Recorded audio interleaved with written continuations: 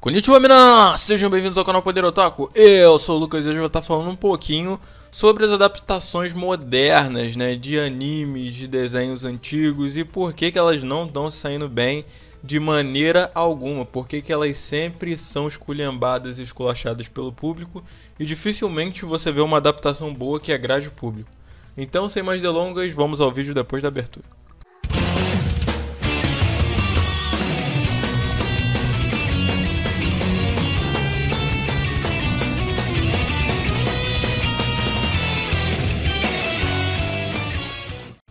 Bom, galera, o que vale ressaltar aqui, né, que eu não vou falar, assim, em específico, tipo, só as animações do Cartoon, só os reboots do Cartoon, ou só do Netflix, que não sei o que, mas essas duas em específico é que eu vou estar focando aqui no vídeo, né, porque a gente tem muito remake aí lançado por essas duas plataformas. No caso da Netflix, né, a gente teve aí a adaptação de Death Note, né, vamos botar aí pra live action, que não ficou legal, não agradou nem um pouco os fãs de Death Note. Qualquer fã de Death Note que viu o anime e assistiu aquele live action achou horrível. Eu vi muita gente falando que gostou do live action, só que eu era uma pessoa que tipo, nunca tinha visto o anime, entendeu? Aí a pessoa não ia ter critério de parâmetro pra julgar, né, o quão foi diferente do anime. Pra quem é realmente fã, foi uma coisa que incomodou, né? E agora a gente teve em Cavaleiro Zodíaco o lance do Shun sendo transformado em uma menina, né, que é um personagem muito querido pelo público e tudo. E até o Kurumada, que é o criador, ele não curtiu essa ideia, ele achou que essa ideia não ficou legal, né? A Toei, o próprio criador de Cavaleiro Zodíaco não gostou dessa ideia, não achou que foi uma atitude legal dos diretores e tal. Então eu me pergunto isso o tempo todo, por que esses reboots, essas adaptações, né, acabam sendo tão polêmicos e fugindo tanto do que o original propõe, né? No caso de Death Note mesmo, cara, tipo, o Light, quando ele encontra o Ryuki no live action, ele fica gritando desesperado, igual um louco, né, dando grito fino, igual de menino, tipo, falando assim, meu Deus do céu, o cara tá gritando igual uma menininha de 10 anos de idade, 9 anos, entendeu? Porque não tem sentido, cara. O Light, quando viu o Ryuki no anime, ele tomou um susto a princípio, só que depois ele se recompôs rápido e falou, na verdade eu estava esperando por você. Olha só a atitude do Light, ele foi muito mais corajoso no anime, né? Ele tinha uma personalidade muito mais, vamos botar assim, caótica, mais séria, mais demoníaca no anime, né? E tipo, transformaram ele num palhaço no live action. Então aí já é uma coisa que foge totalmente aos padrões, né? Vamos botar assim, tá totalmente fora do que o anime propôs. Outra coisa, né, que eu vi também no caso do Cavaleiro Zodíaco aqui foi a mudança de gênero de um personagem que é muito importante pra franquia, muito importante mesmo. E é um dos personagens mais importantes, né, da história toda ali. E você simplesmente muda o gênero dele, né? Aí você fala assim, mas isso daí é machismo, né? Você falar que não pode mudar o gênero do personagem e tal. Mano, o Cavaleiro Zodíaco, como eu falei, né, a personagem mais poderosa ali do bem é a Athena, é a Saori, é uma mulher, entendeu? Então não tem necessidade de você pegar um cavaleiro de bronze, né, e transformar ele numa mulher, porque não faz sentido algum. No Cavaleiro Zodíaco a gente tem as Amazonas, né, tem outras categorias, são diferentes, né, vamos botar assim. É como eu falei, não significa que um cavaleiro seja superior ao Amazona ou vice-versa, só que a categoria deles ali é diferente. E na adaptação do Netflix de Cavaleiro Zodíaco, eles nem se preocuparam em mudar, né, as características do Shun pra ficar parecido com a Amazona, por exemplo. Eles pegaram o mesmo design do Shun do anime e transformaram em mulher. Só falam assim, é mulher, tá. É o mesmo design, mas é mulher. Então, praticamente isso, cara, entendeu? Então, eu acho que tem esse tipo de problema nas adaptações. Eles não estão se preocupando muito com o original, eles querem trazer algo novo. Só que é aí que tá o grande problema, trazer o novo sem se preocupar com as consequências que isso vai trazer, já que é baseado no antigo que foi tão amado e tão aclamado pelo público. E aqui eu também posso citar alguns do Cartoon Network, né? O Jovens Titãs em Ação, por exemplo, né? Agora ele tá até um pouquinho mais bem aceito pelo público, mas na época que saiu foi um rebuliço do caraca, todo mundo falando muito mal da franquia, falando que acabaram com os Jovens Titãs e tal, que queria ver de volta aquele Jovens Titãs clássico, né? E pra você ver que os Jovens Titãs, vamos botar assim, não clássico, porque clássico seria lá o antigão mesmo, né? Mas aqueles Jovens Titãs que é meio estilo anime, vamos botar assim, né? Que a gente costumou ver aí com o Cyborg e tudo, com o Robin, o Mutano, Estelar, Ravena, tem até a Terra que aparece em alguns episódios, né? Então, cara, a gente acostumou demais com esses Jovens Titãs e eles tinham muitas cenas cômicas, né? Afinal de contas ele era tipo um estereotipo de animes, né? Os Jovens Titãs. Então era bem interessante isso, porque o que acontece, né? Tinha muitas características engraçadas no Jovens Titãs clássico, apesar de ter bastante ação.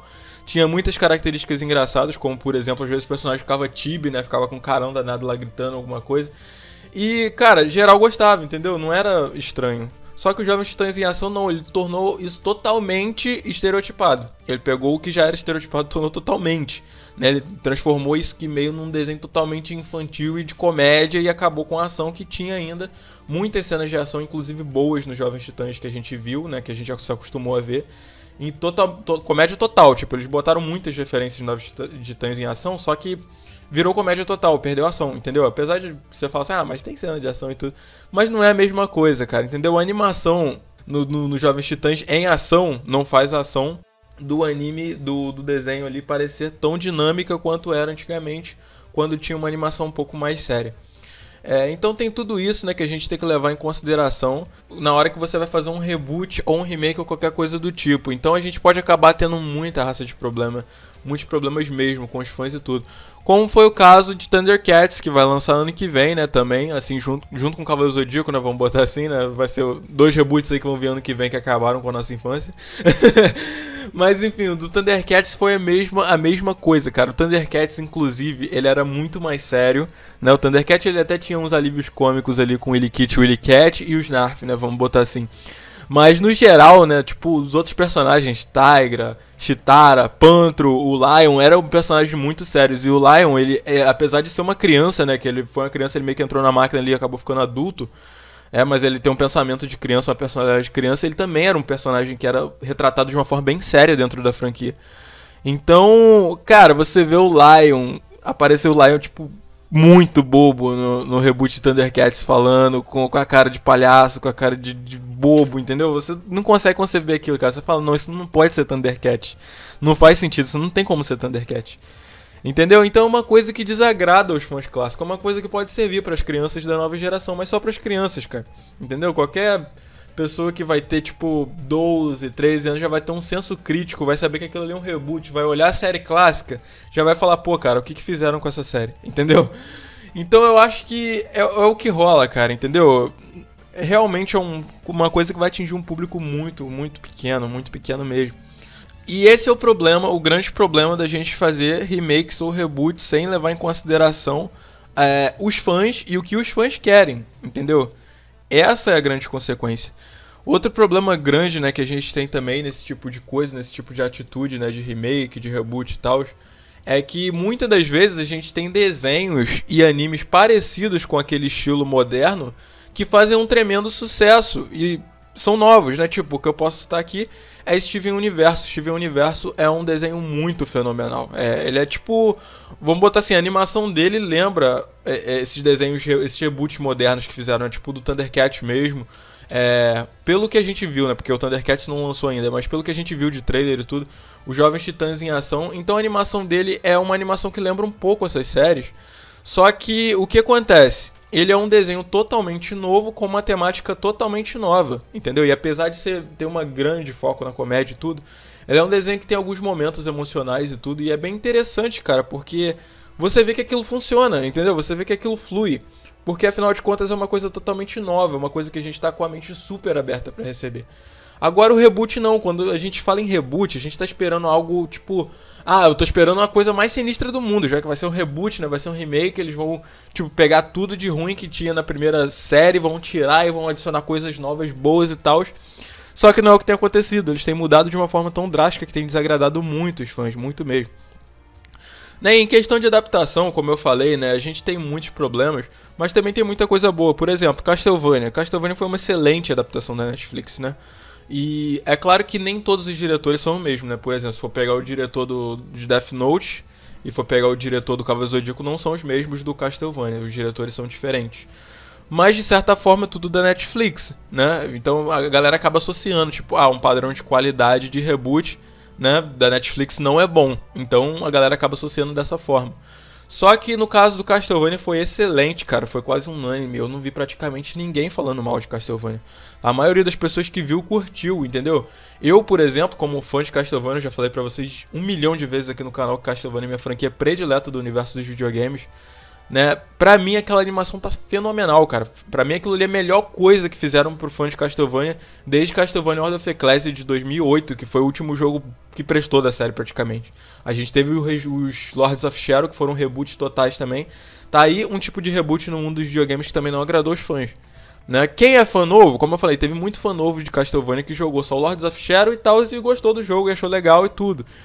Mas pra mim aquilo ali é um God of War disfarçado de Castlevania. Até porque tem Titã, cara. Nunca teve Titã em Castlevania. Até o último jogo da franquia, canonicamente falando, que foi o Order of Ecclesia, nunca teve Titã em jogo nenhum de Castlevania. E o Lords of Shadow tem Titã. Né? Aí pegaram o Trevor e o Alucard, dois personagens icônicos, clássicos, e transformaram numa pessoa só. Então esse é o grande problema dos reboots, não levar em consideração o que os fãs acham, o que os fãs pensam, e mudar totalmente a franquia. Isso é um problema sério mesmo. Né? Então, como eu tô falando, é isso, cara. Por exemplo, mesmo aqui, como eu falei do Castlevania, já tem 10 anos que os fãs não ganham nada de bom da franquia, né? Da Konami não se importa mais em fazer jogo. E a gente teve, assim, como eu falei, uma das melhores coisas que teve foi de fato esse anime de Castlevania, porque ele é bem fiel ao clássico, né? Ele muda pouquíssimas coisas. E teve um exemplo aqui que eu posso citar que eu achei bacana. Nesse caso aqui eu achei bacana, que é o Isaac, né? O Isaac nos jogos de Castlevania Curse of Darkness, ele é ruivo. E na animação do Netflix botaram ele negro. Isso é bem interessante porque essa é uma mudança que não impactou no universo de Castlevania. Continua excelente, a personalidade do Isaac tá muito parecida com a personalidade dele no jogo, apesar do jogo ele ser um pouco mais sarcástico, né? Na animação ele é um pouco mais sério. Mas no geral ele tá com a personalidade bem parecida. Então é uma adaptação que ficou boa, entendeu? Independente de terem mudado a raça do personagem, ele foi uma adaptação que ficou excelente. Eu gostei demais dessa mudança e eu achei que ficou muito boa. Impactou pouquíssimo na história de Castlevania, entendeu? Então, cara, é fenomenal. Esse é o tipo de mudança que a gente tem que ter. Uma mudança com consciência de que não vai dar nada errado, entendeu? Que não vai desagradar os fãs ou qualquer coisa do tipo. Por exemplo, né, o Cavaleiro Zodíaco, vamos lá, transformaram o Shun em menino. Se eles quisessem botar outro personagem como menino, eu acho que ficaria melhor do que se eles colocassem o Shun, por exemplo.